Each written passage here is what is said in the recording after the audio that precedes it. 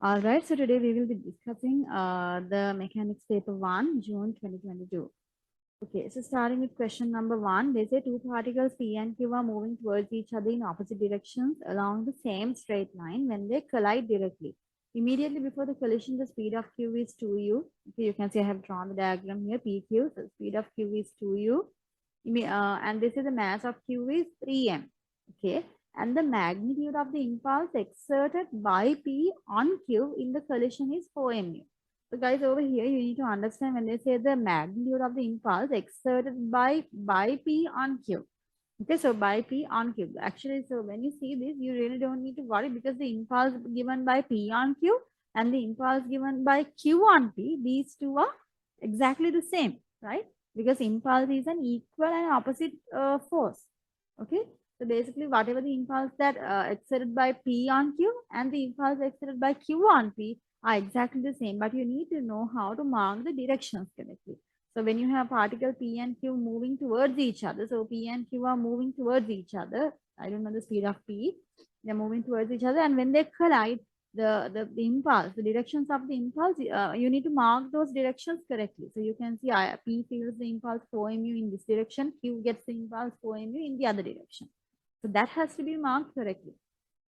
And this will find the speed of Q immediately after the collision. Now they are interested in finding the speed of this person after the collision. Now the thing here is we do not know the direction. We do not know whether Q is continuing in the same direction or whether it will turn back. So this is entirely up to you. You need to choose a direction that you can definitely choose it as you wish. Okay. And if the direction you choose is correct, you will get a positive answer. And if the direction you choose is wrong, you'll get a negative answer. So that's perfectly fine. Okay, so choose your direction. It's entirely up to you. Okay, so I'll choose the same direction as, I'll choose that after the collision, the particle will probably go in the same direction. So I'm choosing that. If I'm correct, I'll get a positive answer for V. If I'm wrong, I'll get a negative answer. And then I know that the object will reverse. I think that's what they're asking us in part B, the direction of motion of Q immediately after the collision. All right, so we'll apply the main equation here is I equal mv minus mu on particle Q. And guys, be cautious here. You need to choose a direction again when you're applying impulse equals change in momentum, right? This is impulse equals change in momentum. So choose a direction that you apply this to. So we are concerning entirely about this particle, okay? So that we are only concerned about this particle. So we are applying this equation on that. Choose a direction that you feel fit, okay? So either you can apply I equal mv minus mu to the right side or you can apply it to the left side. So that's entirely up to you. Okay, so when you're choosing the directions afterwards, when you're substituting, you have to correctly substitute with the proper signs. Okay, so I'll apply this to the, since the particle is moving, the components are to the left side, I'll choose left as positive. Okay, you can even choose the other side, this is perfectly fine. Okay, so then I get here the impulse. Guys, I'm applying on Q and you can see impulse is acting not to this direction. Impulse is acting to the other direction. Therefore, this should be minus 4mu. All right, guys. So this is based on the direction that I have chosen here as positive. Mass is 3m. Final velocity is the direction the particle is moving after the collision. You can see after the collision, I have marked the speed as v. And that agrees with what I have chosen here. The directions agree. Therefore, I can just use a normal positive v here. Okay, because I have chosen v as the same direction. So over here, it's just v. Okay, if it was opposing, I would have put minus v. Okay. All right, so mv minus mass is 3m times u. What is u? U is 2u here. You can see the speed before the collision is 2u and that's agreeing with this direction. So 3m into 2u. All right, guys. Okay, so that's it. So you simplify. You can cut off the m value. Okay, so make sure you, this initial equation has to be written correctly with the signs and then the rest will automatically follow. Okay, so we get here minus 4u equals 3v minus 3 times 2, that's 6u, right? Okay, so you get here minus 4u plus 6u equals 3v. Minus 4u plus 6u is 2u equals 3v. All right, guys, so we get here v equals v equals 2u over 3, right? Okay, yeah. So v equals 2u over 3, and you can see the answer I got here is positive. So if the answer I got here is positive, the direction that I have initially chosen, that's correct, right?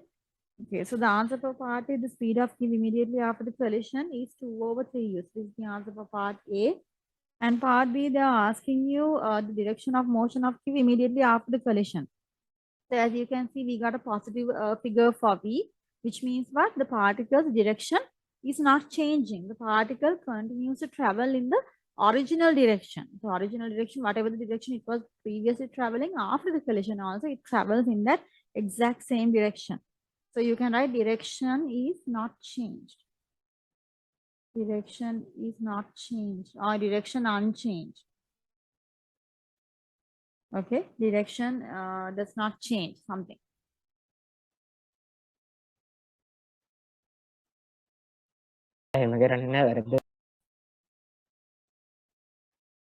All right, so we'll move on to question number 2. They say a motorbike is moving with constant acceleration along a straight horizontal road.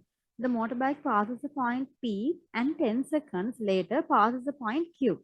The speed of the motorbike as it passes Q is 28 meters per second. Given that PQ is 220 meters, find the acceleration of the motorbike. That's 3 marks. Find the distance traveled by the motorbike during the fifth second after passing P. So guys, how do we do this? So you can even draw a velocity time graph, or you could just do this by the SUVAT equations, right? So first mark all the information. They say a motorbike is moving with constant acceleration along a straight horizontal road. So it passes the point P and 10 seconds later passes the point Q. Now at any point over here, can we assume that at point P the motorcycle is at rest? They say the motorbike passes the point P, right? So it doesn't mean it goes through point P it starts at point P with initial velocity 0. So you can never assume that. So over here, the motorbike passes the point P, means at point P, the initial velocity is u. Okay, so you have this point P. So if I draw the road, so this is the point P. Okay, and here you have the point Q. So it takes 10 seconds to go from P to Q, right? So it takes 10 seconds to go to travel in between these 2 points. Okay, and then they say at point P, the speed is u. I mean, at point P, the speed is not given, so you can't assume it's 0. So just have some kind of a speed. So I'll say it's u. At V, the speed is given to us. At V, the speed is 28 meters per second.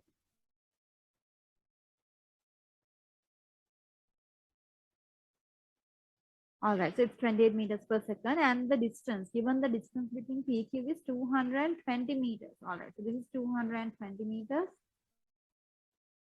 Okay, find the acceleration. So let's try to do what we can over here. So I think there are a few equations we have, right? So we have V equal U plus 80. So there are several unknowns here. Number one, the acceleration is unknown, right? So it's a constant acceleration, but we do not know the acceleration.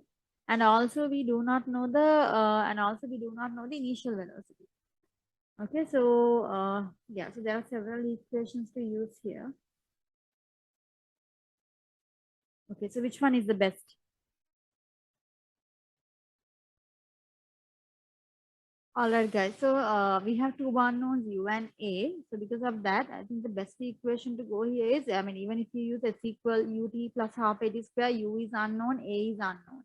So we do have another equation, right? S equal U plus V divided by 2 into T. So this is another, I mean, this is one of our SUVAT formulas, right? So basically S is 220 meters. U we do not know. V is 28 divided by 2 into time taken is 10 seconds. All right, guys. So let's simplify. 220 into 2 divided by 10 equals U plus 28, and you can get the. All right, guys. Okay, so we have here, yeah. So U equals 44 minus 28. So that's going to be U equals 16 meters per second. All right. Okay, and then to find the acceleration, so now we can go with one of the two equations, either V equal U plus 80 or V square equal U square plus 2AS. So I'll go with the easier one, V equal U plus 80. P is 28 U is 16, acceleration is what we are trying to find, T is 10. So 28 minus 16 equals A into 10. So divide by 10 is equal to A, and we can get the answer for our acceleration. Okay, so how much is it? All right, so the answer is acceleration equals 1.2 meter per second square. All right, okay, so that's the answer for part A. Moving on to part B. Okay, so part B, they say, find the distance traveled by the motorbike during the 5th second after passing T. So basically, they want you to find the distance traveled just in a single second. Okay, so how do you find the distance traveled in a single second? So they have given you 4 marks for this. So take a moment, think about this. How do you find the distance traveled in a single second? So guys, over here, I think there's a debate about the 5th second, right? So there is a little bit of issue about the 5th second, because some people believe 5th second, when you see it's the time taken between 5 to 6, right? 5th second. So in the 5th second, so they believe it's 5 to 6. And also some believe it's 4 to 5. So the way it works is, how does the first second work? Okay, so basically you start at time 0. Okay, you start at time 0, and then if I ask you, like, if I ask you the question of how much of a distance did you travel in the first second of motion, right? So during the first second. So first second would mean the between the 0 to time 1, right? So first second you define from time 0 to time 1. So from time 0 to time 1, if that is the first second, right? The individual second, how much of a distance do you travel in the second? Okay, in the okay, how do I say that? Okay, so first second, in the second you take the time from 1 to 2. So based on that particular theory, so 5th second, okay, during the 5th second, we are traveling from the individual second starting at t equal 4 to t equal 5. Okay, so actually over here, they have taken the concern and given marks for both the people who took the 5th second between 4 to 5, and even the people who took the time between 5 to 6 also has been awarded marks. So you should be fine. So anyway, because I'm considering if you take the time travel during the first second, we consider the time between 0 and 1, right? So likewise, if the first second is between 0 and 1, then the 5th second should be between 4 and 5. So that's what the logic that I'll be going. Okay, so even if you use between 5 and 6, you should be fine over here, because that's a mistake that one can make. All right, now the thing is, how do I find the distance traveled during this individual second? How do I find the distance traveled in an individual second? Okay, remember, be cautious. They don't say the first 5 seconds, they say 5th second. That means it's an individual second. How do I find the distance traveled during an individual second? So one of the easiest way to do this is, you can find it's easy for you to find the total distance traveled from time 0, right? So because at time 0, you have the initial velocity. At this point, we know the initial u value is 16. We have it. Okay, so u is 16 meters per second. So we already have that. Okay, so because we already have that, and we also know the acceleration is 1.2 meter per second square. We have constant acceleration. The easiest thing you can do here is, you can find the total distance travel between from 0 to 5 seconds. So basically at t equals 5, you can find the total distance travel by using what? So you can use s equals ut plus half at square. Okay, but this gives the total distance. Okay, so this is, I'll say S5. S5 means you get the entire distance. So u is 16, time is 5 seconds, plus half into acceleration is 1.2, right? We found acceleration as 1.2 into 5 square. So get this answer. Get the S5 answer. Okay, so then the distance traveled during the first 5 seconds, and then get S4. S4. Okay, so again you apply S equal ut plus half at square. So u is again 16. That doesn't change, because S4 means you find the distance traveled during the first 4 seconds. Okay, so time is 4, half into acceleration is again 1.2, time is 4 square. So get these two answers. All right, so get the distance traveled during the first 5 seconds, get the distance traveled during the first 4 seconds, and what do you have to do to find the distance traveled in the individual 5th second? You just have to subtract those two answers. All right, guys. So fifth second is definitely strictly between 4 and 5. Okay, just once more to clarify. You don't go to use 5 and 6. If you can't use take the fifth second as 5 and 6 and use S equal UT plus half AT square. Okay, so that will be wrong.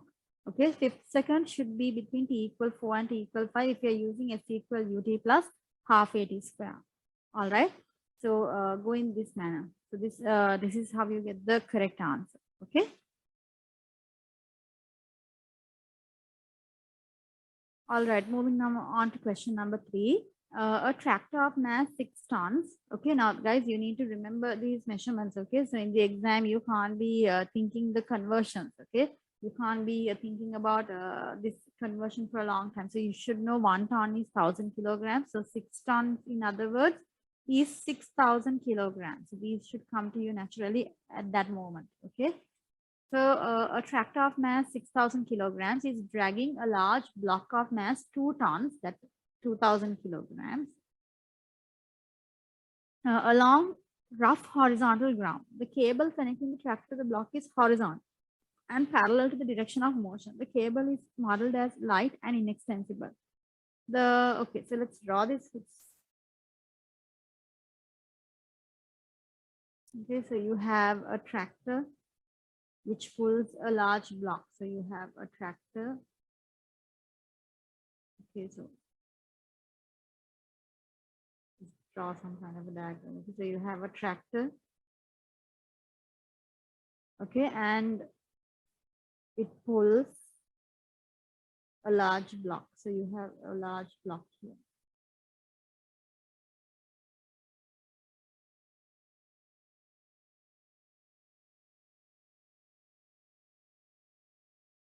Okay, so there's a tractor and it pulls on the large block. Okay, so now mark all the forces. Okay, so they say the driving force of the tractor is 7,400 newtons. So obvious driving force is acting directly front, right? So it's 7,400 newtons. Okay. These diagrams, the way you draw it doesn't matter. Okay. So I just drew it according to my imagination. You can draw it as you wish. Okay.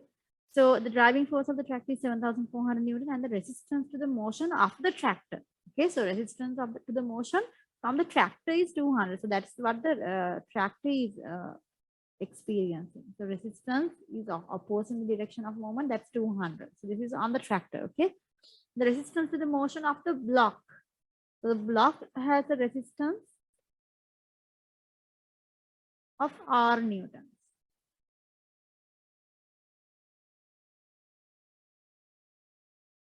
Of R newtons, where R is a constant. Given that the tension in the cable, guys, these words are important. Tension, right? So you know tension is pulling because there is also another force called thrust. Okay. So then the tension from the cable is the tension is the pulling force. So it's pulling. So this is the tension. Can you guys see? Mark these directions correctly. So tension is a pulling force, and they say this tension is 6,000. So tension is 6,000 newton. Each of these individual tensions are 6,000 newtons, definitely. Okay, because the tensions are equal and opposite. So it's given to you, you can mark it, but mark it in the correct direction. Okay. So each object is experiencing a tension. It means that each object is experiencing a pull. Okay, so they say, and the tractor is accelerating, which means it's to the direction the driving force is exerted, the thing is accelerating. Find the value of R. Okay, so the question is to find the value of R. So guys, over here, you need to recall the theory. So there were some, I mean, basically it's F equal MA. But when you use F equal MA, you need to recall what's the process of using it. So F equal MA, either you can apply only to the tractor, or F equal MA, you can apply only to the object, or F equal MA, you can apply to the entire system. Right? So those are the ways that you can go with this, either to the tractor only, or to the object only, or to the entire system. Okay, guys. So by the way, is my force diagram complete? I think you can see at this point the object is moving horizontally. So only the horizontal forces matter. Because at this point you can see we have the weight of the block. Okay, I have not, my diagram is not complete. Let me complete. Mass is 2 tons, so I need to mark that. So which means the weight is 2000 G, right?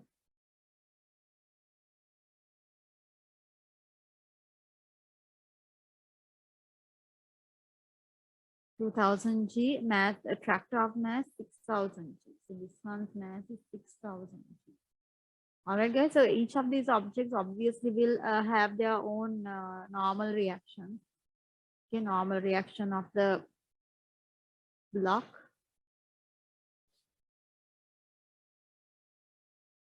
So RB for the block, and of course the tractor also has its own normal reaction. Okay. So anyway, we are more concerned actually about what? We don't need to be more concerned about the vertical forces because we are more concerned about the horizontal force. Because object, the system is moving horizontally. So actually the vertical forces do not make an impact to the horizontal motion. Okay, so what's the best way to find the value of R? What is the best way to find the value of R? All right, guys. So I hope you can see there are two unknowns here. We do not know the resistive force R here, and also the acceleration of the system is an unknown. So if you apply F equal ma, the first thing is if you want to find R is obviously a force. So when you're applying F equal ma, having an unknown force and having an unknown acceleration, that's going to be a trouble. So we need to first focus on getting A. Okay, first we need to focus on getting this acceleration because then we can go for the R. So to get the acceleration, so which equation are you going to go with? F equal ma to tractor or to the object only or to the system only? The entire system. So best way to go here is, guys, let's apply F equal ma to the tractor because you can see in the tractor the forces are all complete. The horizontal forces are all known. If all the forces acting horizontally on the tractor are known, so it's easy to find the acceleration. Okay, so we'll apply F equal ma to the acceleration using F equal ma on tractor and give the direction that you are using F equal ma so that we know which direction is positive. So I have chosen the direction that the object is traveling as positive. Definitely go with the direction the object is traveling as positive. So you have 7,400 minus you have 200, the 7,400 positive, 200 resistive negative, minus tension is 6,000. Can you guys see? So this tension belongs to the tractor, right? This T. Okay, now the other T belongs to the block. So this T over here, this one that I'm showing you right now belongs to the tractor, right? So 7,400 plus 200 and this T minus. That's it. Those are the three horizontal forces we have equals mass into acceleration. So mass is 6,000 kilograms, right? Mass is 6,000 kilograms, just 6,000. Don't put the G. 6,000 into acceleration. A is what we are trying to find. Okay, so make A the subject. 7,400 minus 6,000, that's 1,400. So 1,200 divided by 6,000 equals acceleration. Get me the A value. So you get the A value. And then we can apply F equal ma on either the block only, or you can apply F equal ma on the entire system. So anything is fine. So I'll apply F equal ma on block.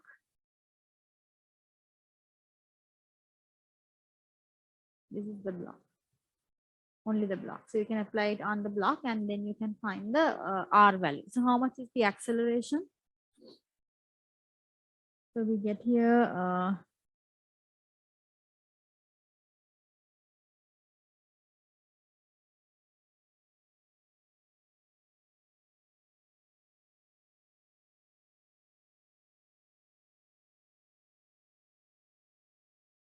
0.2 meter per second square. Yeah, okay. So now we'll apply F equal ma on block. Okay, so when you apply F equal ma on the block, front, the forward force is force is the tension. That's 6,000 minus opposing that we have R. So R is the only force who is opposing that, right? All right. So T minus R. That's it. Those are the only two forces. Equals mass is equal to 2,000 into acceleration is 0.2. And you can now easily make R the subject. So 6,000 minus 2,000 into 0.2 equals R.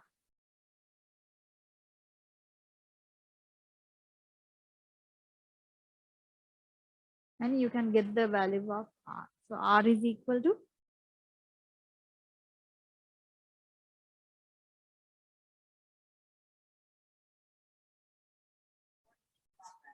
so it's 5,600 meters. All right, guys. Okay. So that's the answer for part A. So moving on to part B. They say state how you have used the fact that the cable is modeled as being inextensible. So guys, in your M1 book, chapter 1, there's a whole table given regarding models and modeling assumptions. Okay. So basically, this is there in your textbook, and you need to remember these a few modeling assumptions. Okay. So how have you used the fact that the model is being labeled as inextensible? The cable is label is modeled as being inextensible. So if the cable is inextensible, so it should be clearly it is definitely mentioned in your textbook. So you will find the acceleration is same on either side, both objects, because the cable is inextensible. The acceleration on both sides of the cable, the objects are going to be the same. So that's how you have used the fact that the cable is being modeled as being inextensible. So you assume that the accelerations of both the objects on either side are equal. So that's the answer. Okay, so just say equal acceleration, or block and tractor have the same acceleration.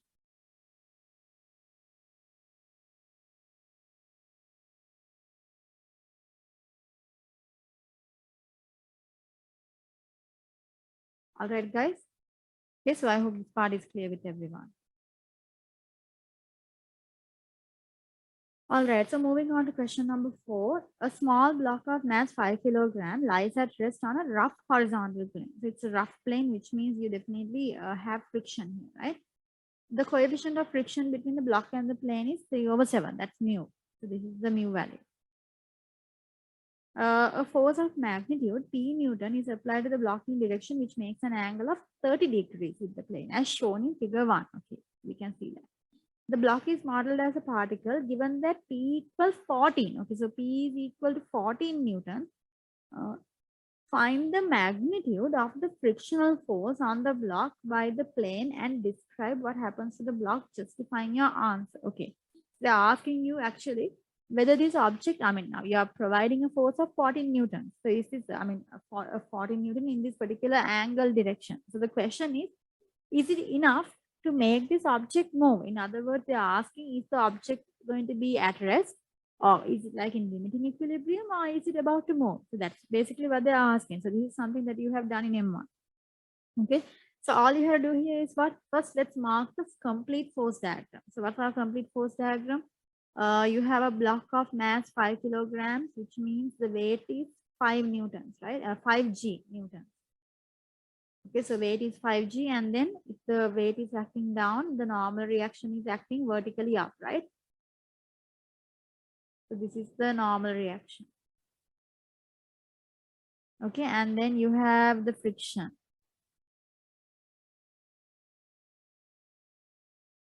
Okay, so obviously the friction is going to act on the opposite way, right? Because you need to realize if the object is being pulled in this direction, friction has to act in the direction opposing the movement, right? Because if you are pulling in this way, the object has an inclination. If it is moving, if it is going to move, it's going to move to the right side, isn't it? It's going to move to this direction. So therefore, the friction force has to automatically act on the other side. Okay, so now the question is this force enough to make this move? So that's the question. All right, so what we need to do here is we need to have the, you can see that we can't kind of, work with this particular force because it's in an angle direction. So we need to resolve it. So shall we resolve this guy? So how does the resolving work? Towards the angle downwards, you have P cos 30. Can you guys see? It's P cos 30. Is the horizontal force, and also upwards you have P sine 30. Is that okay, guys? So along with R, same direction as R, you have P sine 30.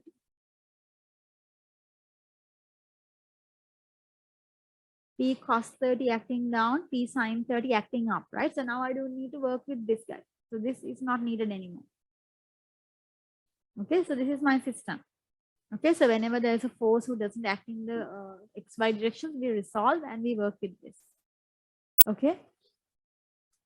Okay, so then what we do here is so what we'll do here is first let's find the normal reaction. So the object is definitely in vertical equilibrium. So R plus P sine 30 equals to 5g. This is considering vertical equilibrium. Okay, so considering vertical equilibrium, R plus P sine 30 is equal to 5g. So P value is known, right? We actually know P is 14 newtons. So you can input that and get the answer. So 14 sine 30 equals 5G. R equals 5G minus 14 sine 30. So let's get this answer. 5G minus 14 sine 30 is half, so 5G minus 7. So actually you can get the value of R. 5 into G is 9.8 minus 7. Yeah, so how much is that? All right, so that's 42 newtons. Okay, so then that's the normal reaction. Okay, so now what we'll do here is let's calculate the maximum friction. Now, if there's a rough surface, there is a maximum friction that the object can, that can be exerted on the object, right? So what is the F max? F max is equal to mu R.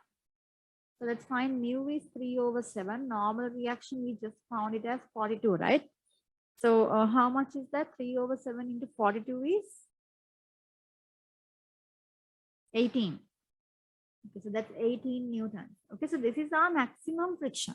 This is the maximum friction that can be exerted on the object. But the maximum friction is not something now. Just because you found F max as 18, that doesn't mean the friction here is 18, right? The friction here completely depends on what we give, what is being used. According to the horizontal force. So let's find the horizontal force here. So what's the horizontal force we use on our object? The horizontal force we use on the object is, what is the horizontal force we use on the object? That is P cos 30. So P is 14 cos 30. So how much is that, guys? Cos 30 is √3/2. So 14 into √3/2 is 7√3, right?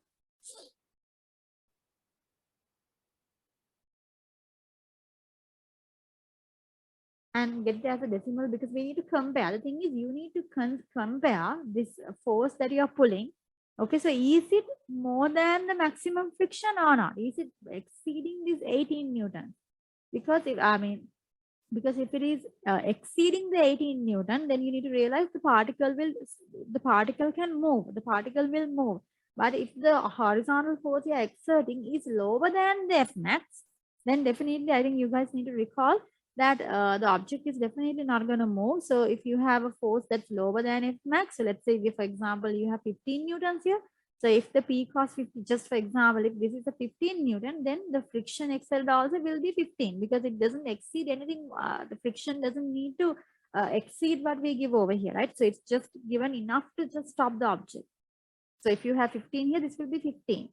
If this becomes 16, I'm saying if this becomes 16, if the frontward force becomes 16, the friction increases to 16 to keep it stable. It can keep on adjusting itself until 18 newton. The friction can adjust itself until 18. But after 18 newton, if this increases anything more than 18, then the friction can't exceed more than 18. It can only adjust itself until 18 to stop the object. Okay, and then after that point, after exceeding 18, then the object will start to accelerate. Okay, so now that was just an example. So these are stuff that you have already learned in M1. So how much is 7√3? That's 12.124. Okay, that's 12.124. So guys, 12.124 newton. Is it enough to make this object move? So P cos 30 is 12.124 newtons. Is it enough to make this object move? So you can see the friction can adjust itself to a maximum of 18. You can see you're pulling with 12.124, which means what? Is it possible for the object to give this amount of force to stop this from moving? Definitely yes, right? Because the amount that you're giving here does not exceed F max. So basically, if you pull from 12.124 newton, the friction over here can easily match this. Okay, it will never exceed that, right? So friction is given proportional to with respect to what you're pulling here. Okay. So then you can say here, therefore, what's the friction? The friction will also be 12.124 newton. The friction does not exceed that. The friction on the object is going to be 12.124 newton. And you can say object, okay, object will be at rest. The object at rest. Now you can say the block doesn't move. So something like that. Okay, so this is how you justify your answer. Okay, so part B, they say the value of P is now changed so that the block is on the point of slipping. Point of slipping. Can you guys see? So this is a very important word. It's on the point of slipping along the plane. Find the value of P. Guys, if the object is on the point of slipping, you need to understand what's going on here. Point of slipping means the particle is on the edge of moving. So if it is on the edge of moving, what do you have to understand? Like if it is about to move, you guys need to realize that what happens to the friction. Now, you have a maximum friction, and in this case of basically over here, okay, we can't go with this 18 as well. Guys, over here, you need to realize the maximum friction that we calculated, it actually depends on mu and the R. R is the normal reaction. Guys, be really cautious here. Mu R, I mean, F max calculated depends on mu R. Mu is a constant. Okay, that doesn't change. But normal reaction, which we found as 42 in the part A, that depended on the p-value. Did you notice that? That depends on the p-value. So over here, you need to realize they are asking us now for the value of P. So can you use normal reaction as 42 now? Guys, you can't use normal reaction as 42 now. Okay, because now the p-value, you can't use P as 14. They are asking you to find P. So you can't use P as 14. So guys, now in part B, it's another 6-mark question. So you had to do this 6-mark question all over again. Everything from the beginning again. So let me do it over here. So part B, I have already marked my forces in terms of P, so it's easy because of that. So now in this case, when you consider vertical equilibrium, okay, so when you consider vertical equilibrium, okay, so you have R plus P sine 30 is equal to 5G. Can you see R plus P sine 30 acting upwards is balancing out with the 5G. So R is equal to 5G minus P sine 30. All right, guys. So you don't know the P value. Okay. And then the F max, the maximum friction is equal to mu R. Mu is the constant that depends on the flow. So mu is 3/7. Normal reaction is now inside brackets 5G minus P sine 30. Okay, so inside brackets, normal reaction is 5G minus P sine 30. And now guys, okay, so this is the maximum friction. So now the important thing here is this. Now they are saying the object is on the point of slipping. So if the object is on the point of slipping, guys, you need to understand what's happening. So the force, the horizontal force you have here has what? The object will be on the point of slipping when the friction exerted here is actually what? Is actually reaching the maximum friction, because after the point where this force passes the maximum friction, the object will actually start to accelerate. So basically, if you are on the point of slipping, the friction acting on the object reaches the F max. The friction acting on this object, now under normal equilibrium, the friction is lower than the F max, right? You saw it in previous part A. The friction we had was 12.124, which was lower than our F max 18. So that's why the object was at rest. But if the object is on the point of slipping, your friction is now is going to the maximum friction. Okay, so it's going to reach the maximum friction. So therefore, what we're going to do here is F max, basically the friction is now at the point of slipping. At the point of slipping, or you can say in other words, limiting equilibrium is the word we use here. At the point of slipping, the friction becomes F max now. Okay, so that's the important thing here. That's the important. At the point of slipping, F becomes equal to F max. And now you can, but it's still in limiting equilibrium. It's about to slip. It's not accelerating. Okay, it's about to slip, which means it's at limiting equilibrium. So still the forces are balancing out each other. So what do you have here? Horizontally, you have P cos 30, right? So if you consider horizontal forces, you have P cos 30 balancing out with the friction. Right, so P cos 30 should balance out with the friction. And guys, now we know the friction is how much? We know the friction is the F max, and F max is 3/7 times 5G minus P sine 30. Can you guys see? This is why it's 6 marks. And you have to now solve this equation. You have to now solve this equation and get the P value. All right, guys. So let's get the P value. I'll take 7 over here. So 7 times P cos 30. Opening by 3, 3 times 5, 15G, 3 times P sine 30. So all you've got to do is make P the subject.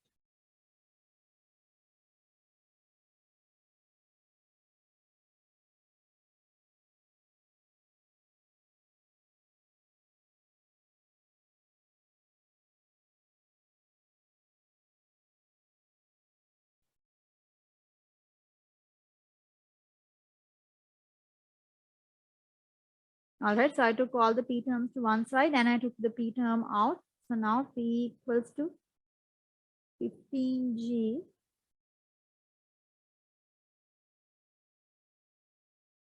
15G divided by 7 cos 30 plus 3 sine 30. All right, guys, so you can give this in the cal. 15G should be 9.8. Okay, G should be 9.8. And when we use G as 9.8, you know the rule, you must give your answer. Final answers must be given to 2SF or 3SF. Do not leave it more than 3SF. Do not give answers exact or fraction form.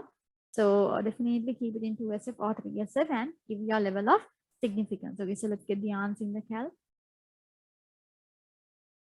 All right, guys. So the answer 19.4 newtons, correct to 3 significant figures. Okay. All right, guys. So this is, I hope this is clear with everyone. So let's move on. All right. So moving on to question number 5. A uniform rod AB has length 5 meter and mass 5 kilogram. Okay. So uniform rod AB has length 5 meter, mass 5 kilogram. The rod rests in equilibrium in a horizontal position on two supports C and D. So there are two supports C and D. It's resting in equilibrium. AC is 1 meter, DB is 2 meter as shown in figure 2. A particle of mass 10 kilogram is placed on the rod at A and a particle of mass capital M kilogram is placed on the rod at B. The rod remains horizontal and in equilibrium. Find in terms of capital M the magnitude of the reaction on the rod at C. Okay, so guys, this is quite simple. All you have to do is first mark the force diagram. Okay, so what do we have? It's a uniform rod. So these are the important things. What do you mean by a uniform rod? A uniform rod means the weight acts at the center, right? So if the weight acts at the center, it means 5 meter, you have 2.5 is where the weight is acting, right? All right, guys.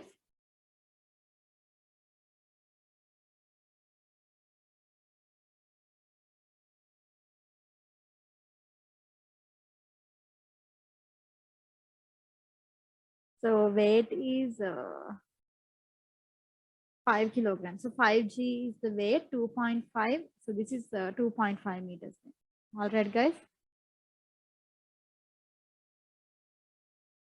Which means you need to understand this short distance is 0.5 meters. Is that okay? So these are some things that you need to, because in this particular lesson, in this particular question, it's the distance that can, you know, give you a lot of trouble. So make sure the distances are marked appropriately, correctly.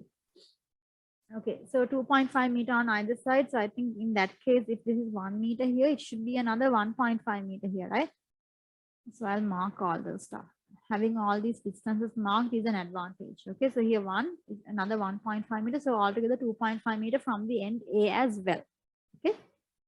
Okay, and then they say a particle of mass 10 kilogram is placed on the rod at A. Okay, so at A, I have 10G.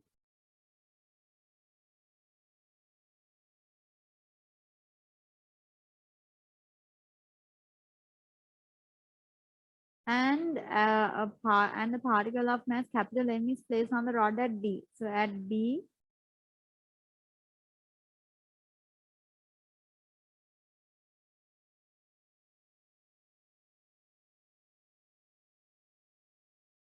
you have capital MG, right? All right, so you have the 10G. Okay, so we have marked everything. So what other forces do we have? There are two supports, which means at each of the support, you have a normal reaction. So here, this is the normal reaction at C acting vertically upwards. And over here, you have the normal reaction at D acting vertically upwards. All right, guys.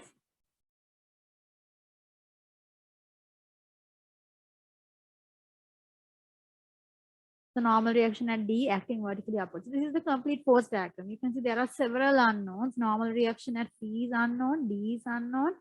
The mg is also unknown, right?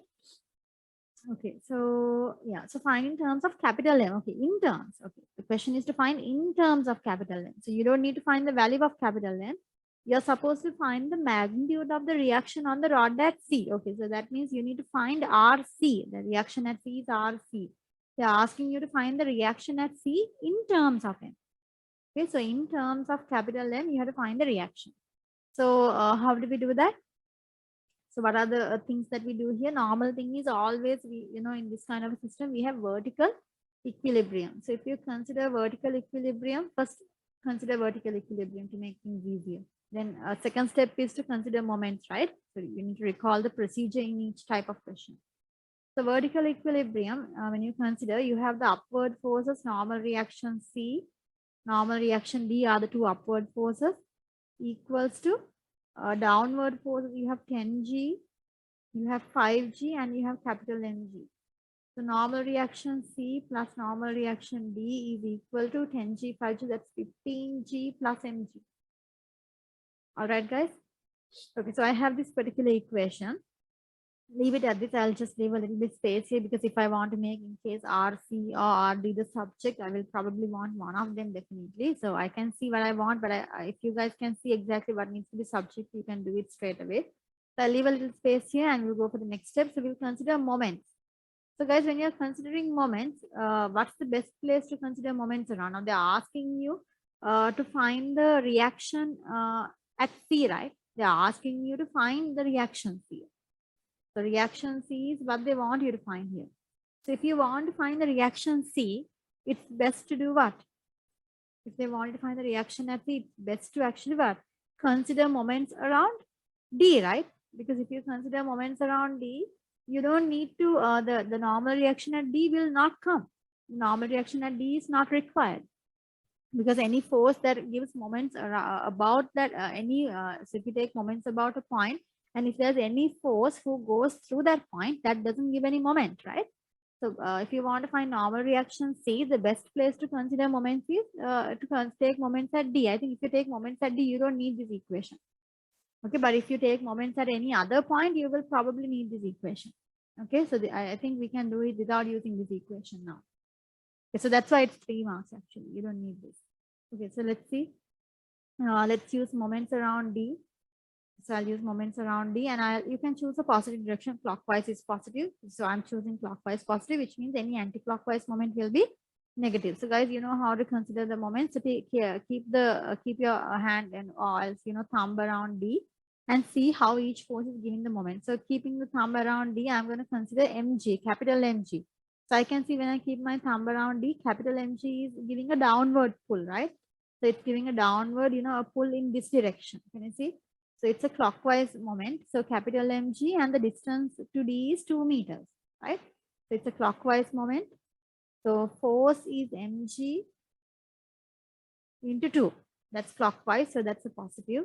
Okay. So next person around D, the next person who gives a moment, RD doesn't give a moment, it's going through D. The next person who gives a moment is the weight, 5G. So 5G, how does it give the turning effect around D? So 5G is going to pull it this way, right? Can you guys see? Because it's D is over here. When 5G pulls it, it's going to pull it in the anti-clockwise direction. Do you see around D? So you keep your thumb and you can move according to the direction. So you should be familiar with these things now, right? So it's 5G. The force is 5G. Distance, you can see I have marked it because I have marked all the distance in my diagram. Things are clear. So 5G into 0.5 anti-clockwise. So that's negative. 5G into 0.5, I put a negative because the force was anti-clockwise. Okay, so the next force is normal reaction C. Okay, so next force is normal reaction C. So you can see normal reaction C is giving a what moment? So this is where you have to be cautious. Normal reaction C around D, normal reaction C is pulling upward, right? So upward around D, I think you can see it gives a what moment? Around D, since RC normal reaction C is an upward pull, it gives a clockwise moment. Can you see? It's part of the clockwise direction. So normal reaction C into distance. So what's the distance between C and D? I think I have already marked it 1.5, 0.5. So the total distance between these two guys, it's 2 meters. All right. So clockwise moment, so positive. Positive. So normal reaction C into distance is 2 meters. All right, guys. Normal reaction C, distance 2 meters. Okay. So the last force, consider around D. And the next force that's coming is 10G. So around D, I think you can say 10G is giving a downward pull. So a downward pull means it's going like this, right? Okay, so around D, it's giving a downward pull. So it's going to go around D in, kind of in an anti-clockwise direction, right? So 10G into how much of a distance do we have? 1 meter plus 1.5 plus 0.5. So that's 3 meters, right? 2 plus 1, yeah. So it's anti-clockwise moment, 10G, and distance is 3 meters. So it's going to be anti-clockwise minus 10G into 3. All right, guys. So this is going to be equal to 0. Why? Because it's in equilibrium. The sum of moments will be 0. And now that's it. So I have written the equation. All I have to do is make RC the subject in terms of capital M. So in terms of capital M, I can get the answer. Let's get it. This is 2mg minus 2.5g, right? Plus normal reaction C. Wait, I have not written the distance here. Oh, I have not written the distance. Normal reaction C into 2 meters. I have not written that, right? Normal reaction C into 2 meters minus, yeah, 10G into 3. Okay, now it's complete, right, guys? I think I have not written that. Normal reaction C into 2. Okay. So this is 2 times normal reaction C minus 30G equals 0. So take all the terms to the other side. 2 times normal reaction C equals minus 30G goes to as plus 30G. This is plus 2.5G. This is minus 2mg. So I get here 32.5G minus 2mg, whole thing divided by 2.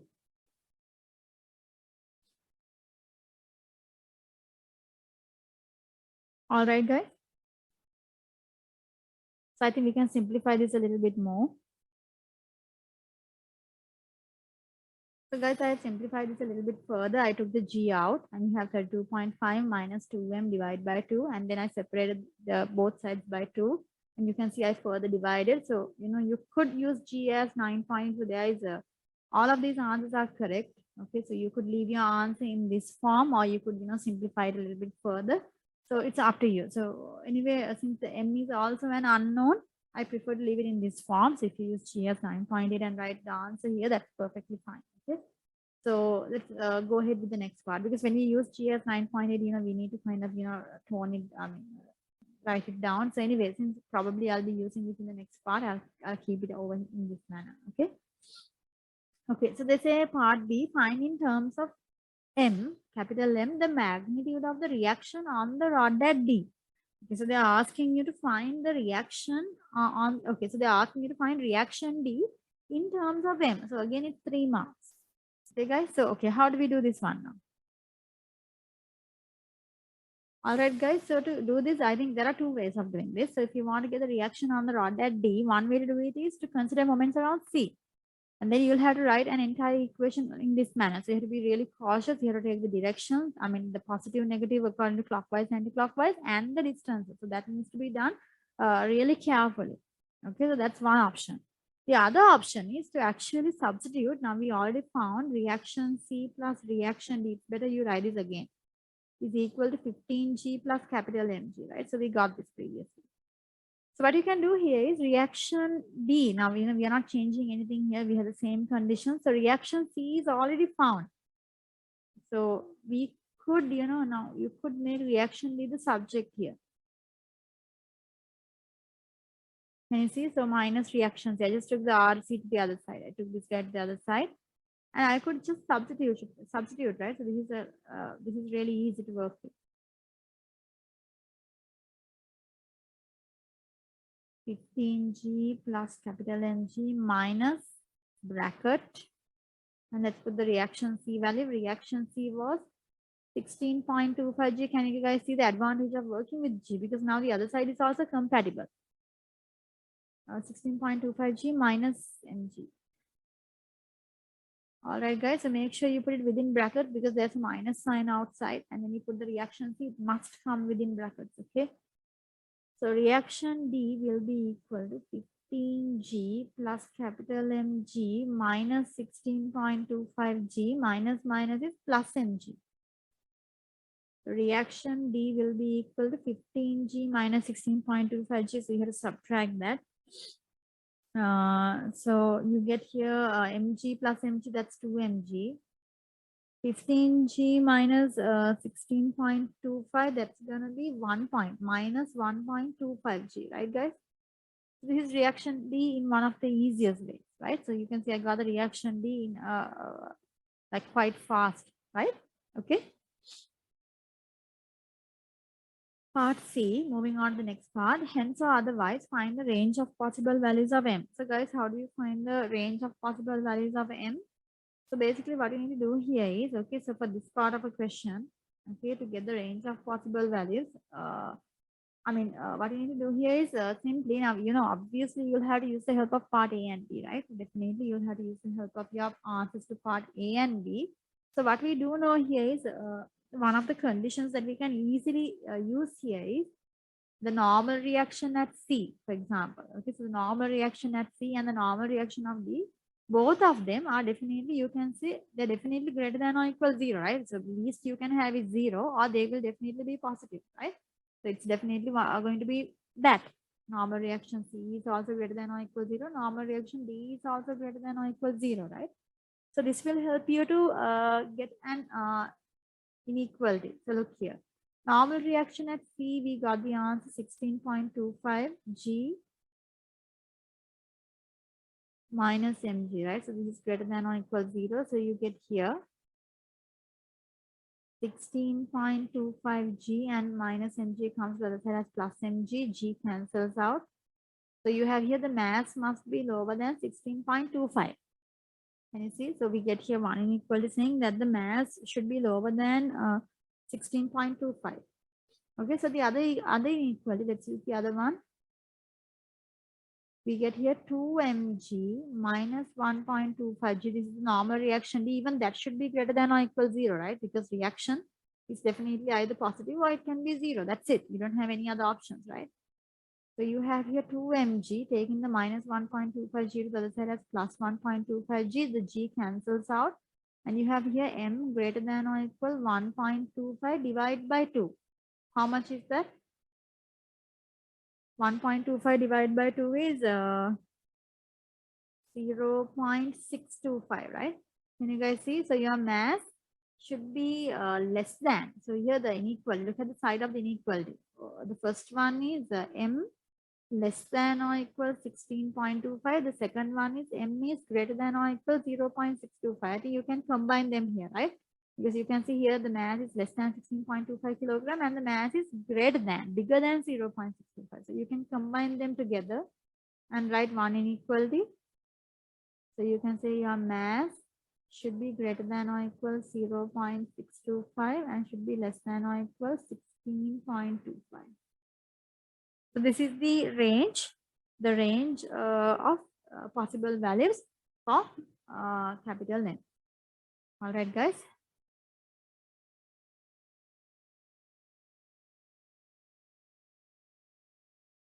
Okay, so we'll move on to question number 6 now. Okay, so they say here particle P is moving with constant acceleration. At time t equal 1 second, P has velocity minus I plus 4j. At time 4 seconds, P has velocity 5I minus 8j. Find the speed of P at time 3.5 seconds. Okay, they're asking you to find the speed at 3.5 seconds. You can see it's a 6-mark question, right? All right, so how do we get this? How do we get the speed at 3.5? All right, so what are we trying to do here?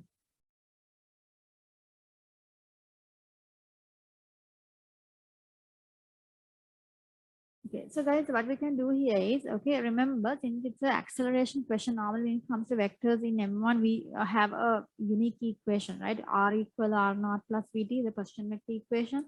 But that is only valid if you're traveling at constant speed.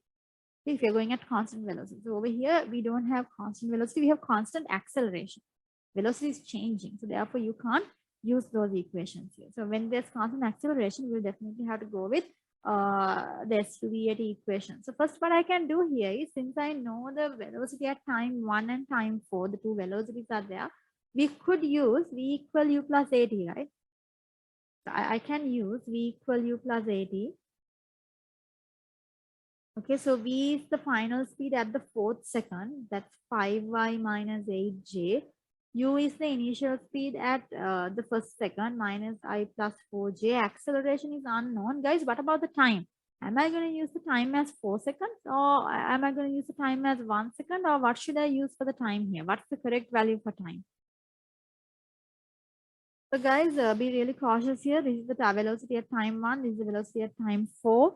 So to go from here to here, it's a matter of 3 seconds, right? From the 1st second to 4th second, you subtract, there's a difference, there's a gap of 3 seconds. So time taken is 3 seconds.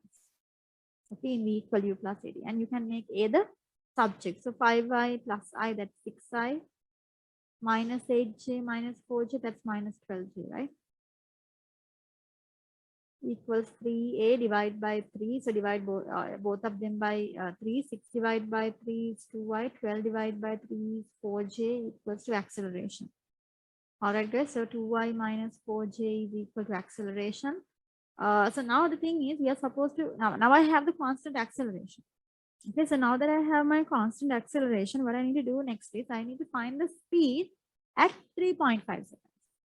Okay, so how do I find the speed at 3.5 seconds? Now be really cautious here, because now again, of course, the obvious equation we feel like using is V equal U plus AD. Okay, and we feel, okay, I want the velocity at 3.5. So the U, and we feel like using T as 3.5, right? So guys, the issue here is, okay, the place where you can mix it up here is, if you are using time as 3.5, okay, if you are using time as 3.5, guys, what should be the U value? That if you use here the T as 3.5, the U that you are using, can you use the initial velocity at time 1? If you are using V equal U plus AT with T 3.5, guys, the U value that you are using should correspond to what? Should correspond to the velocity at time 0. Are you with me? You should use the initial velocity corresponding to time equals 0. Okay, or else you know what you'll be doing if by any chance, okay, you use the U value. I mean, if you use the initial velocity here as minus I plus 4j, okay, if you use the minus I plus 4j here, okay, minus I plus 4j is the initial velocity at time equal 1, right? You know what you will be doing? What you will be doing here is, when you find the V value, you will find the V value corresponding to the 4 point, I mean, after 4.5 seconds, not 3.5 seconds. You get what I'm saying? Because over here, if you use the U value corresponding to equal 1, then, and you take the time gap as 3.5, the V value you'll get here is the final velocity after 4.5 seconds, not 3.5. So this is really important, right? So I hope you guys are understanding what I'm talking about. All right, guys. So over here, now this is something where you have to be really cautious about, right? So as I was explaining, okay. So if you use V equal U plus AT, and if you use, now you can see here the U, I mean the velocity they have given us. If you take the time scale, okay. So if you take the time scale there where the object is moving, okay. So it starts at time 0, right? So time 0, here you have time 1, here you have time 2. Time 3. So likewise, so the thing is, at time 0, velocity is not given to you guys. At time 1, the velocity is given. At time 1, the velocity is minus I plus 4j. Right? Can you guys see? Let me mark it like this. At time 1, the velocity is given to you. Okay, at this point, the velocity is minus I plus 4j. At time, again, 4 seconds, right? So 1, 2, 3. At the 4th second, they have given the velocity again. So at the 4th second,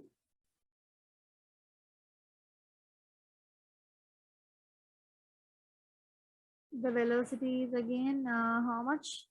5y minus 8j. Okay, so we know we have a constant acceleration. Your task is to find the velocity at 3.5. So what is the velocity at 3.5? That's what they're asking you to find. All right, guys. So maybe this visual diagram will help. Okay, so basically, if you use v equal u plus 80, but you're not starting at time 0. If you're starting at time 1, okay, if you're starting at time 1, then the initial is minus I plus 4j. Acceleration is constant. That doesn't change. We have that. And the time, since you're targeting to find the velocity at this point, okay, since you're targeting to find the velocity at the 3.5 second, at 3.5 times second, what you should do here is the time taken to travel from t equal 1 to t equal 3.5 is not 3.5 but 2.5. All right, guys. So that's the important thing here. All right. So this diagram is not necessary, just for you to realize. Okay. So v is the velocity that I'm trying to find at 3.5 seconds. Initial velocity I'm using not at time 0 but at time 1. Okay. That's minus I plus 4j. Acceleration is a constant 2y minus 4g because it's a constant acceleration question. Time taken, guys, because I'm starting from here, from time 1 to time 3.5, it's a 2.5 second gap, the amount of time that we are moving. So this should be 2.5. All right, guys, and you can get the v value.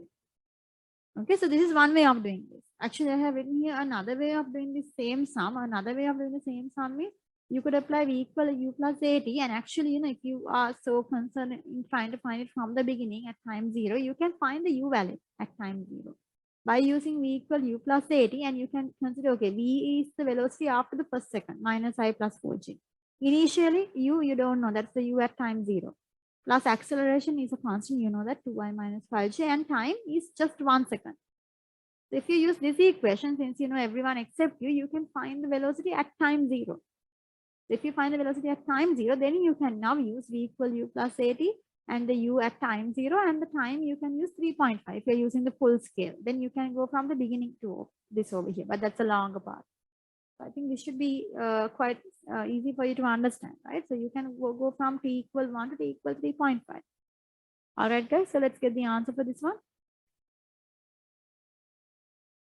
All right, guys. So multiplying in with 2.5, so that can be done easily. 2.5 into 2y, 2.5 into minus 4j, and you can get the answer. So add it and you get finally 4i minus 6j. And then, is this the final answer? No, because the question says to find speed. Guys, speed means not the velocity. Like, when you get the thing in terms of I and j, that's the velocity. So speed is gonna be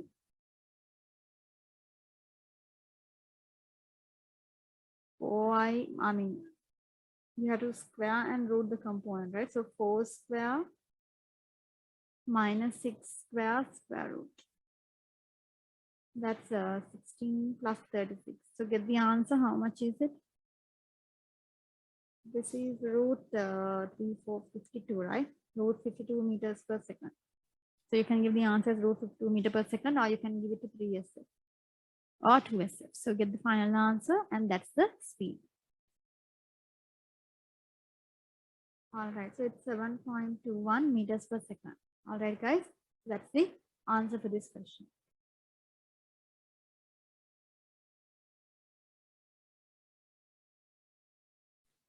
All right, so now we'll move on to question number 7. Two small children, A and B, just A and B, are running a 100-meter race along a straight horizontal track. Okay, so it's 100 meters. So they have given you the total distance. They both start from rest. That's important. Leaving the start line at the same time. So they're both starting at rest and they're both starting at the same time. Okay, and they're both running the same distance. A accelerates at 0.8 meter per second square up to a speed of 4 and then maintains this speed until he crosses the finish line. I think this should be a speed time graph, right? So let's actually sketch the graph as we are reading it. Okay, so let's sketch the graph as we read everything.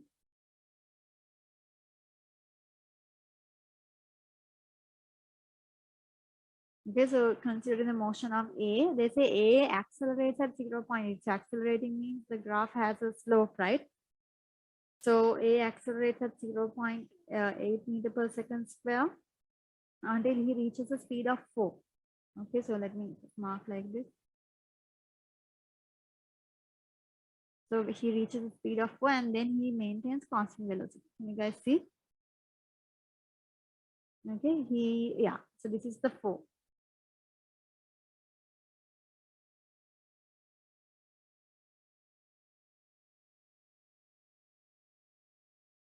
The speed time.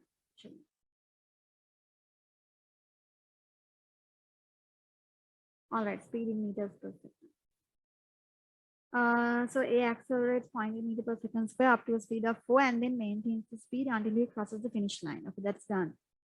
And then they say A and B cross the finish line at the same time. Okay, so they're basically finishing the 100 meters also at the same time. Okay. Oh wait, there's one more thing. Okay, the B accelerates at 1 meter per second square for capital T seconds and then maintains this constant speed until she crosses the finish line. Guys, can you see what's happening here? Now first they say A is accelerating at 0.8 meter per second square and they say B is accelerating at 1 meter per second square for capital T seconds and then maintains a constant speed until she crosses the finishing line. So now the thing is this, you need to have an idea about the slopes. Now you know in a speed time graph, the gradient is the acceleration, right? So over here, the for A, okay, the acceleration was 0.8, which means the gradient of the graph is 0.8. So guys, when it comes to B has acceleration of 1. So basically acceleration is the gradient of the graph. So an acceleration of 1 means the gradient is steep, or should I make it more lower? Now, am I going to draw, when I consider B's graph, should I draw a lower slope graph or a higher slope graph? Which one of the two is correct? Should I draw a lower one or a higher one? Yeah, so think of that. Which because that is the key here. How do you draw this? All right, guys. So slope is higher for B, guys. You need to realize that you need to draw a graph with the steeper slope. All right, so this should be the steeper one. Okay, so now again we have another problem. Okay, so we know that our graph is going to be steeper, but now with the steeper graph, you again have a problem, which is what we do not know what the constant speed is. So we do not, they say she accelerates for T seconds, capital T seconds, and then maintains this constant speed until she crosses the finish line. So basically, you reach a constant speed and then you maintain that speed until you cross the finish line. But we do know that both of these participants cross the finish line at exactly the same time, because they tell us they finish they leave. They end the race, they cross the finish line at the same time. Can you see? They finish at the same time. So the thing here is now the biggest concern we have here is, am I going to take the constant speed above the 4 meter per second, or do we take the graph below this point, because we know it is definitely sleeper? Like, do I take it like below this point and draw, or do I take it above the point and draw? So how do we decide that? Do I take it like this and draw? Okay, so the way we decide this is quite simple, guys, because we know that both of these contestants are what? They're both running the same. They're both running the same 100-meter race, right? They're both running the same 100-meter race, and they're both taking the same amount of time. If they're both running the 100-meter race, and if they're both taking the same amount of time, they both have what? They have the same distance, right? They're both running the same distance, which means in the speed time graph, your distance is found by the area under the graph. If they're both running the same distance, the areas under both graphs must be equal. And you can see, according to the way that I have drawn, there's no way that these two areas are equal. I can see that the green one and the black one, the green area is smaller, the black area is definitely large. So this is definitely wrong, right? So we need to adjust the black graph in a way that the green line and the black graph are both covering the same area. So how do I do that? Okay, so how do I do that? So the way we achieve that is, okay, we will not cross the 4 meter per second line. So you'll have to stop this line somewhere in between, and then you need to draw this line in this manner. Can you guys see? So if you draw like that, you can see that a part of the area that is above can be compensated by this part. Okay, so you can maybe stop somewhere over here. So they will finish at exactly the same time when the areas are also equal. So they finish at exactly the same time. Can you guys see? So in this way, you can see that the areas can be compensated. Okay, guys. So this is it. So let's mark everything. So the acceleration is 1. That's the slope, and the time taken for the acceleration, capital T. The speed we do not know, right? Okay, that was not given, but we figured that it is lower than 4, right? So we figured it out. Okay, so here we know the slope of this graph is 1. We know the slope of the second graph is 0.8. Okay. All right, so that's all given to us. So this is sketch on the same axis. The speed time graph for each child from the instant when they start the race, line to the instant when they cross the finish line. So this is actually part A done. Okay, so this is all the information we can get for part A. Moving on to part B. Find the time taken by A to complete the race. So guys, they are asking the time taken by A to complete the race. Basically, this is A, right? We know A's graph was the green color one, the one that we drew on top. This is B, right? So how do we find the time taken by A to complete the race? I think you can take the green color graph, the one that I drawn in green here. So how do we find the time taken? But one thing that we do know is we know it's a 100-meter race. So definitely the area, complete area under the graph should be, the complete area under the graph should be 100 meters, right? All right, so I think we can go for an area of a trapezium here. We can go for the area of a trapezium here, but I think there are several things we need to know here. The first thing is, can we find this time here, T1? Okay, is it possible to find the T1 time here? So how do I get the T1 time? Guys, you all are with me, right? So T1 time is this time from here to here. Okay, so let's first find the time where it reaches the constant speed. Okay, so T1 is this time. Okay, so let's find that time first. So we can use P equal U plus AT, or you can use acceleration equals V minus U over T, right? So we'll go with that, that's easier.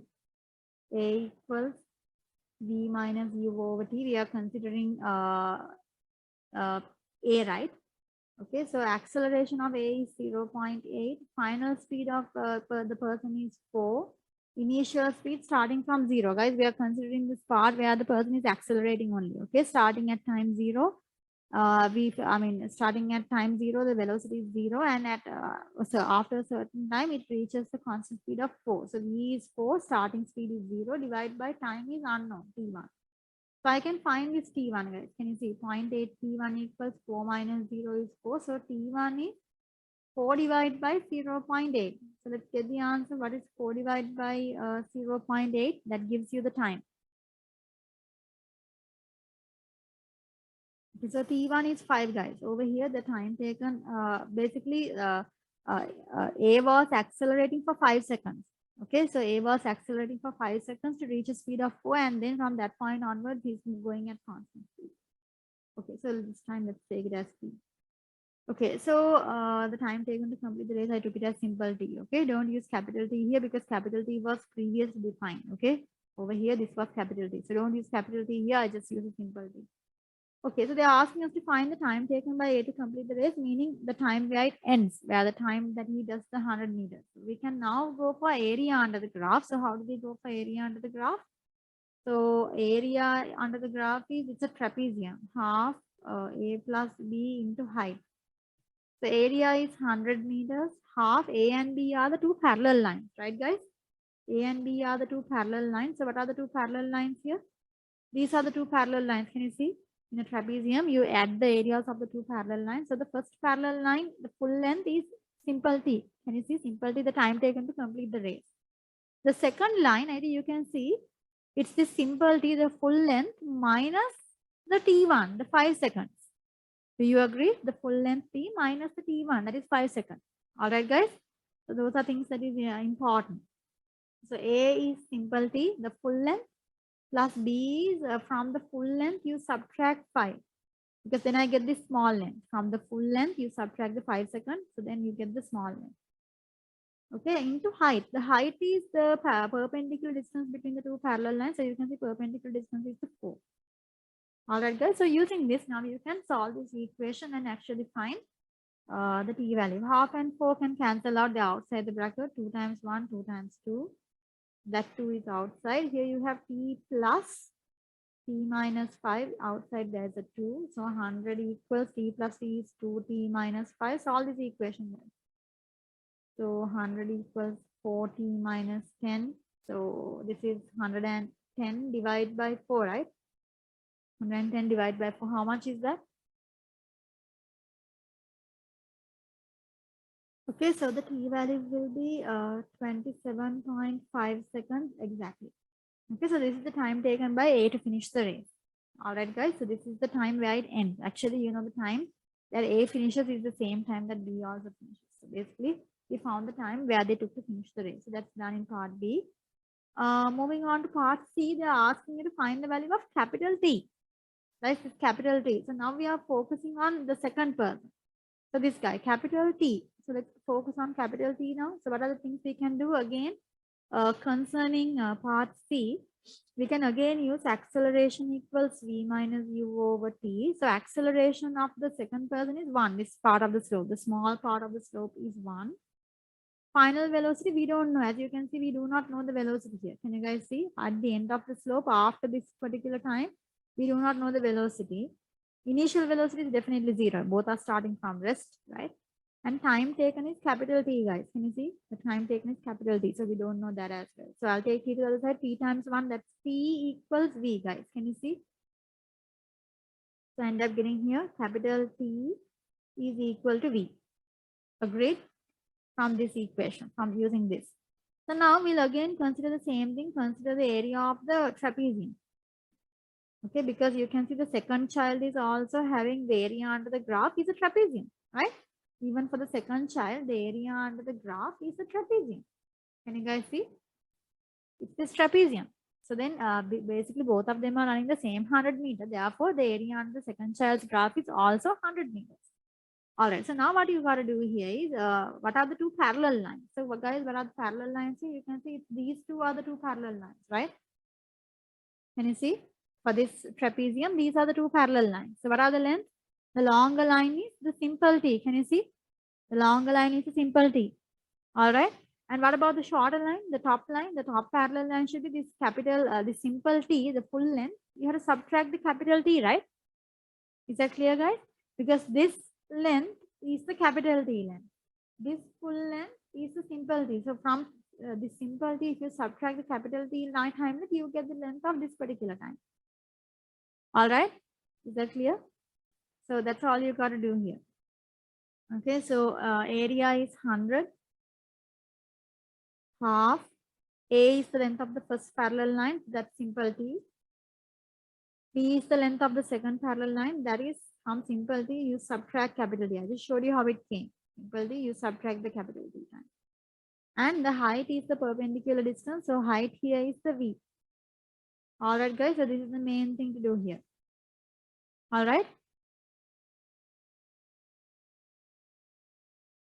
Guys, so we'll simplify this. I'll take the 2 here. I think we can't simplify 2 and V now. So taking 2 here, 100 times 2 is 200. Equals T plus T, that's 2T minus capital T into V. All right, guys. So 200 equals 2 times T, guys. T is 27.5, right? So T is 2 times T is 27.5 minus capital T into, guys, what about V? I think you can see over here, we found that V is equal to capital T, right? So instead of using V, I'll use capital T. Okay, because then I have my equation in only one variable. Okay, so let's open this bracket 200 and what is 27.5 times 2? It's 55, right? 55, 2 times 27.5 is 55 minus T into T. So now expand the bracket. So you get here 55 into T is 55T. T into T is T square. Guys, can you see this is a quadratic equation, right? I actually got a quadratic equation. Make the T square positive. I'll bring the minus T square to the other side. 55T comes to this the other side as minus 55T plus 200 equals 0. So it's a quadratic equation. So you can solve this. See whether it factorizes, probably not, right? So maybe you can complete the square or you can use the formula T equal minus B square minus 4AC divided by 2A, right? You know the ABC value here. A is the T square value. B is the T value minus 55, C is 200. Can you guys see A, B, C values? Just substitute them and use the cal and write the answer at the end. Minus B is minus 55. Can you guys see? Minus 55 square, 4 into A is 1, C is 200.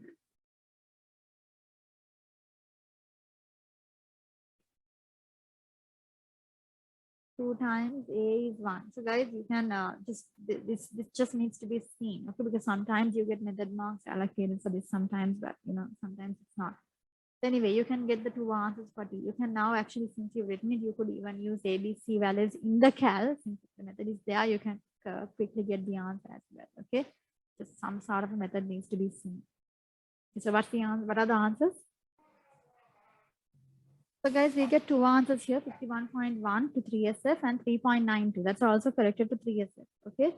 So I think you need to realize the answer that makes sense now. You can see the total time taken to complete the entire race is 27.5 seconds, right? And you can see your capital T is actually even lower than 5 seconds, right? We can clearly see that in the diagram. So therefore, the answer that makes sense here for capital T should be the 3.92 seconds. Corrected to 3SF. All right, guys. So this is the answer that you need to give. Okay, so definitely, your T is even lower than 5, or T is lower than, you can say that your T is lower than the 27.5, right? So therefore, the correct T value should be 3.92. All right, so moving on to the last part, they're asking, Part D, find the difference in the speeds of the two children as they cross the finish line. Okay, so they are asking you to find the difference in their speeds. I think you can see that though they are crossing the finishing line at the same time, the speeds are not the same, right? Can you see one person crosses the finish line at a speed of 4 meters per second. The other person crosses the finishing line at a speed of V, which is kind of lower than that. So is it difficult to find the difference of the speeds? I think it's quite easy, right? So how do you find the difference of the speeds? Part D, the difference of speeds. So how do you get the difference of the speed? So from 4 is the higher speed and V is the lower speed. So guys, do we know the V value? I think you saw that V is equal to T, right? V and T are equal. Can you see? We found it previously, right? Okay.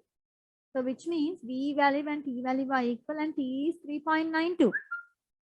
Okay, T is 3.92. So you can give it as 3.92, or you can give a little bit higher significance here because we are using the previous answer. You can use a little bit of a higher significance answer and give the value. Can I know the higher significant answer here? All right, so for V, I have used a higher significant value. I mean, the value you get here, I mean, from here, you get a bigger significant figure, right? So when you're going for the next part, just use the higher SF figure. Subtract, get the speed difference. Okay, so then we have given this answer. You can give it a little bit better. So I have given it to 2SF. Okay, or 3SF also, it's 0.0850. All right, guys. So this is the answer. So this is the answer for the question.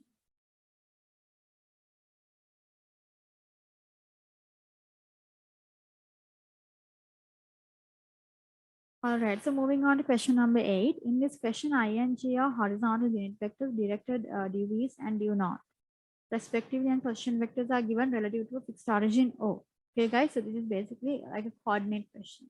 Okay, so let's see, two boards P and Q are moving with constant velocities. The velocity of P is 59 and the velocity of Q is 20I minus 20J. Find the direction in which Q is traveling. Give your answer as a bear. Okay, so Q part A. We can see the velocity of Q is 20I minus 20J. So if you want to give the direction of Q as a bearing, all you have to do here is to draw, right? So let's quickly draw a sketch. So 20I, which means the x-axis is 20 minus 20J. So minus 20J is somewhere down over here, right? So basically when you join them together,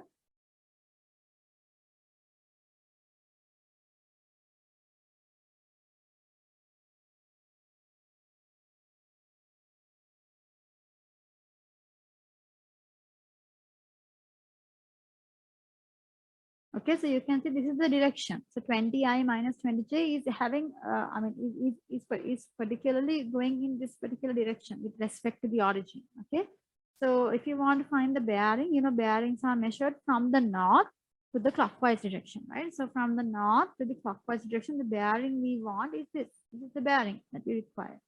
So to get the bearing, the only thing you have to do here is first get this theta angle, the small angle. First get the acute angle to the x-axis.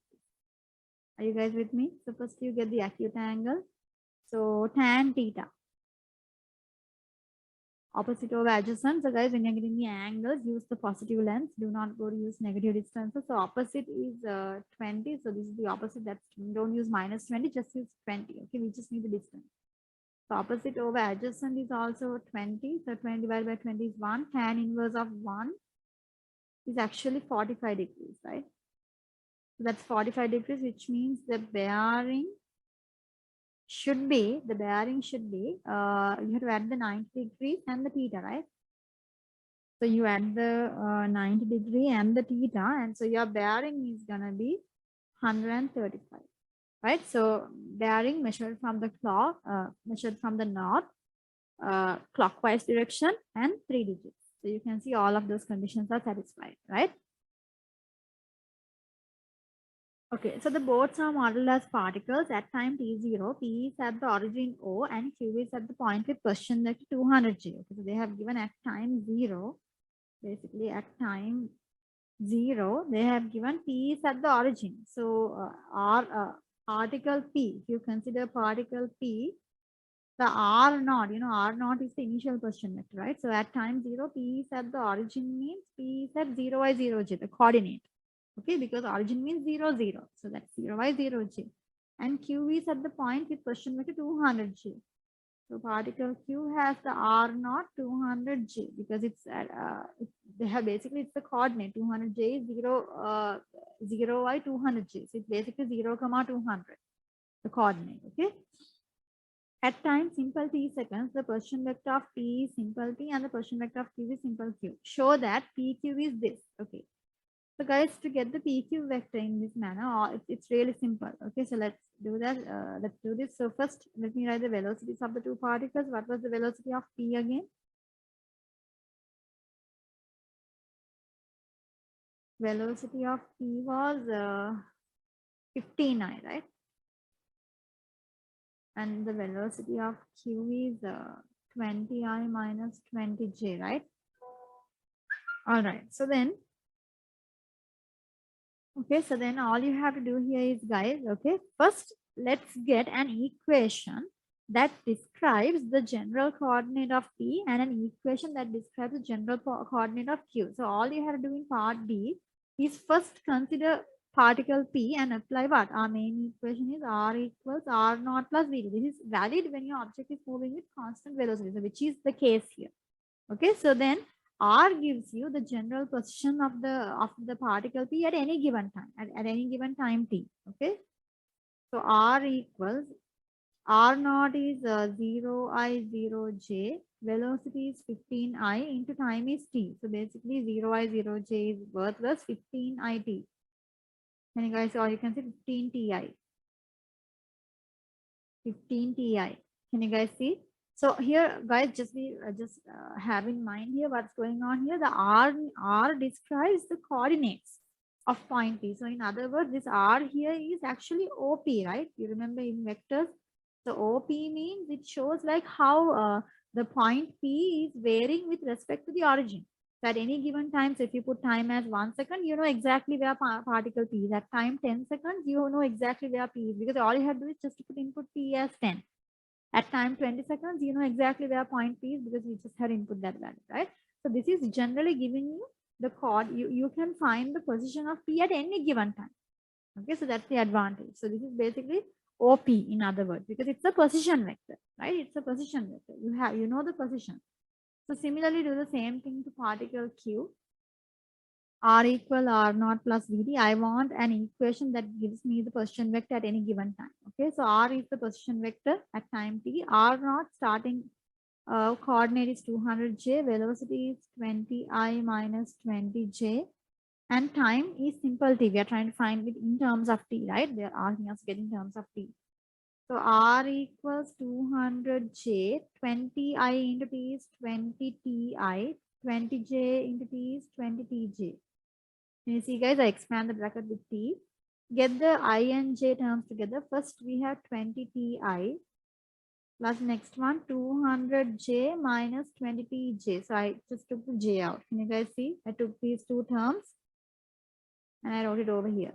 Okay, and I took the J out because you can see that now in this case, Q has both the coordinates changing, X, Y. Now in particle P, only the X coordinate, only I is changing. The J is not changing. J is 0J here, right? 0J here. But here, the I is also changing, J also changing. So if you want to find the position after 10 seconds, just put T as 10 and you know exactly where particle Q is, right? So this is the position vector. In other words, this is OQ. You guys with me? This is OQ. So we are supposed to find what? The vector PQ. That's quite easy, right? How do you find the vector PQ? So you have the origin. Basically here you have the origin. So at one point there's P, in another point there's Q. So you want to find the PQ vector. How do you get the PQ vector? You currently know what? You currently know OP and you currently know OQ, right? So if you know OP and OQ, to find PQ, what do you have to do? You can go from P to O and O to Q, right? This is how you get the path, right? So if you want to go P to Q, you can go PO plus OQ. You don't need this diagram. You should be able to do it immediately. So PO, in other words, is negative OP. All right, guys. So these are things that you should know about vectors. So P to O, now you know OP, right? But P to O is the opposite of the direction OP. So therefore, PO is equal to minus OP. All right, guys. So just give these values. Or minus OP is going to be minus 15 Ti. Substitute. OQ is going to be 20 Ti plus 200 minus 20 Tj. Can you guys see? So 15 Ti, I got it from here. And the other part, I got it from here. Okay. All right. So this part, I got it from here. So now add them and you should be able to get your show that. So I get here PQ equals minus 15 Ti plus 20 Ti is plus 5 Ti plus 200 minus 20 T times J. Is this the answer for PQ? 5 Ti plus 200 minus 23 times J whole thing in meters. I think you can see we got the show that for 5 marks. All right, guys. So this is the show that. Okay, guys, just one more thing here, an extra piece of information. So you should know that when you say OP here, it's actually the position vector of this point P relative to point O, right? That's what we mean by position vector OP. That's we are measuring because we are measuring it from the origin.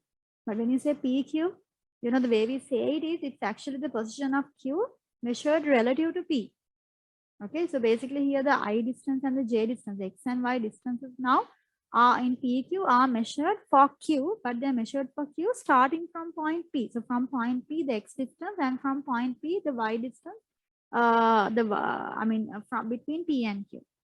Okay, so this is question of Q relative to P. That's how you say it out loud. Okay.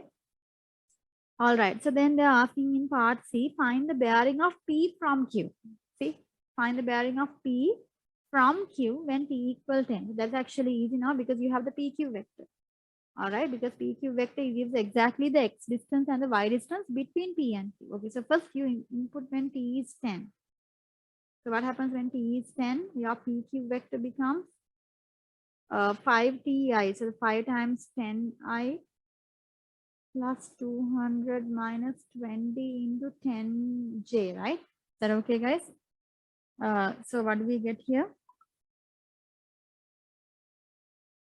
So I get here PQ equal 50I, right? I get 50I. The J part is 0. Are you guys with me? So they're asking me to find the bearing of P from Q. Okay, so first things first.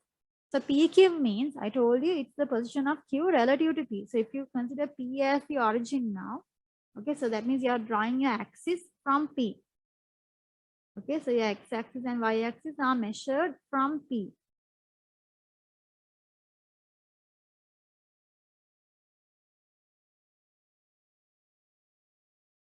So P is the 0, 0. So from P, okay, Q is at the point measured 50 I. 50 I means 50 units in the x direction.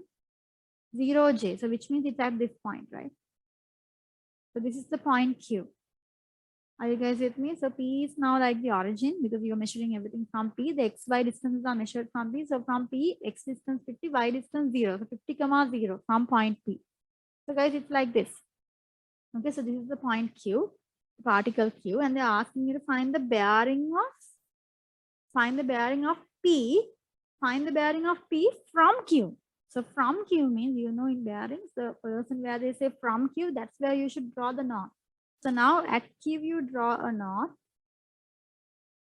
At Q you draw the knot, and you need to what? How do we measure bearings? Bearings are measured from the knot to the clockwise direction, right? So from the knot, if you measure to the clockwise direction, guys, this is the bearing. Can you guys see? So this is the bearing that you require. So how much of a bearing is this? I think you can clearly see this is a 90 degree here. So the remaining angle, the bearing we require should be 270 degrees. Simple as that. Bearing of P from Q. Okay, because it's measured from Q. Okay, so from Q, that's why we draw the knot at Q and measure the angle clockwise at Q. All right.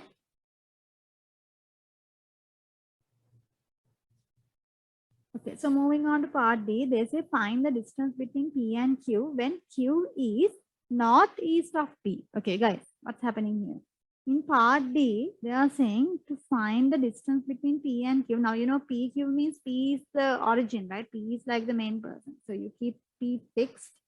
Okay, so find the distance between P and Q when Q is northeast of P. So guys, over here, what do you understand when they say northeast? Okay, so this is P. P is acting kind of like the origin now. So this is the east. This is north. Guys, you know northeast means what? Northeast is exactly the line that goes in the middle of north and east, right? Northeast is the line that goes exactly in the middle. So this is called northeast. All right, guys. So if P and Q are northeast of each other, it means the particle Q, okay, the boat, actually it's a boat Q, has to be somewhere on this line. Anywhere, it can be anywhere on this line. Are you with me? So northeast means you exactly have 45 degree here. Okay, so it's exactly 45 degrees to both the sides. Okay, it's exactly the line that goes from the middle. And guys, so what is special about northeast? So the special thing about northeast is, guys, if you check here, this is 45. Now let's say this is the point Q. Position Q, I know the coordinate, right? With respect to P, okay, with respect to P, we know the X and Y distance. The X distance is 5t. Can you see? When you position of Q relative to P, so keep it from measuring from point P, the X distance to Q is 5t. So the X distance to Q is 5t. This distance is 5t. All right. So it's always like that. And the Y distance, measuring from point P, the Y distance to point Q is 200 minus 20t. So this is 200 minus 20t. All right, guys. So when you are in the northeast direction, so if it's like this, what do you have to say about these two distances? If this is 45, guys, this is a 90, and you can see that this is also a 45, right? Can you see that these two distances, the X and Y distances, are actually what? The XY distances, because it's kind of like an isosceles triangle. Do you see that these two distances should be the same? These two distances must be the same in order for this to be northeast. So you have to draw a diagram and visually see this in order to understand this. Okay. So you need to see here that the 5t must be equal to 200 minus 20t. It needs to be equal to, these two distances are definitely equal.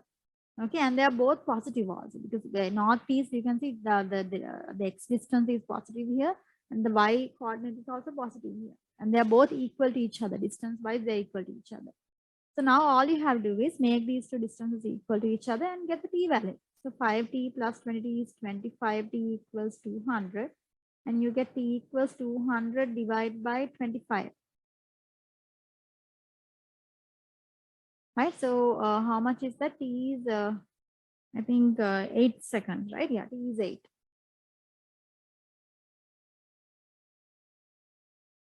All right. Okay, so guys, in part B, they're asking us to find the distance, right? So I found the time when it's northeast of each other, but I need to find the distance. So how do I get the distance? First, we'll get the PQ vector at time 8. So PQ vector at time 8, PQ is 5 Ti, right? Yeah, 5 Ti plus 200 minus 20 T times J, right? First get the PQ vector, guys. Okay, so at time, we know the time is 8 seconds now. So get the, at time 8 seconds, get the PQ vector. So 5 times 8 is 40, right? At T equal 8. 200 minus 20 into 8. So that also should definitely be 40 because the I and J component should be equal, right? So 40I plus 40J, okay? PQ vector is 40I, 40J. So how do I get the distance PQ? If you want the distance between P and Q, what do you have to do here? You have to just square each component, right? Square the X component, square the Y component, because it's actually Pythagoras theorem. Over here, you understand that this 5t is the 40 unit. This is also 40. So if you take 40 square plus 40 square square root, you get the distance of the hypotenuse, PQ distance, right? So get the answer here. How much is PQ?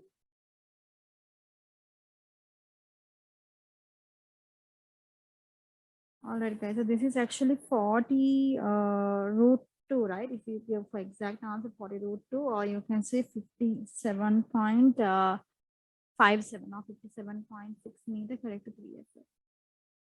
All right, guys. So this is the PQ distance. So answer for part D. Okay, moving on to the last part, they say find the times when P and Q are 200 meters apart. Okay. So the distance between P and, the time when P and Q are 200 meters apart. So part E, that's again quite easy. So what you need to do here is again go with the PQ vector. So PQ vector is 5Ti plus 200 minus 20 times J, right? So they want the time when the distance between the P and Q boats are 200 meters. So all you got to do is first get distance PQ. So what's the distance PQ? You square the X component 5t, you square the Y component 200 minus 20t. Square it and then square root, right? So this is what gives you the distance, right? This is what gives you the distance. So the distance between the PQ vector is equal to what? They say it should be equal to 200. Can you guys see the X component square plus the Y component square? These are the components between P and Q. The X and Y distances between P, Q, square and square root gives you the direct distance between P, Q, and the direct distance is 200. So you have to now see the T values that satisfies this. So I'll square both sides to remove the large root. 200 minus 20t whole thing square. So you square 200 square comes here, right? So let's expand the bracket. 25t square, 200 minus 20t square. So you have to expand it, right? 200 into 200, that's to 40,000, right? Minus 2 times 2 times 2, that's 8,000. And then 20 square is plus 400t. Guys, I'm just expanding the bracket immediately. Okay, 200 square is 4 and 4 zeros. Is that okay, guys? So what I did here is 200 minus 20 is like, it's like a minus b square. A minus b square is a square minus 2ab plus b square.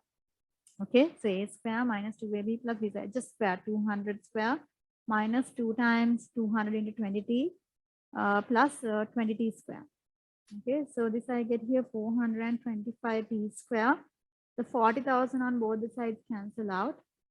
And I get here minus 8,000t equals 0. So just take a t out and factorize. 425t minus 8,000 equals 0. So I get here t equals 0. Or I get here 425t minus 8,000 equals 0. So how much is this one? 8,000 divided by 425. How much is the t value?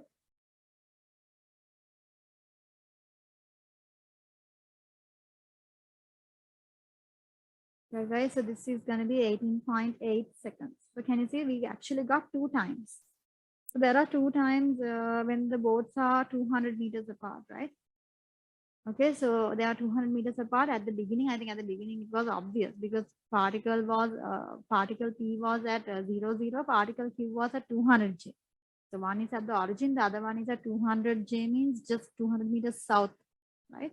So that's pretty obvious, right? So the first at time 0 also they are 200 meters apart. Again, after 18.8 seconds also they will be 200 meters apart. I think over here I made an error, right? So this was, you said how much? 50. This was 56.6, right? 56.6, right? Yeah, so not 57.6. Yeah. All right, guys. So this is the end of this paper. So I hope all of you were able to understand this well.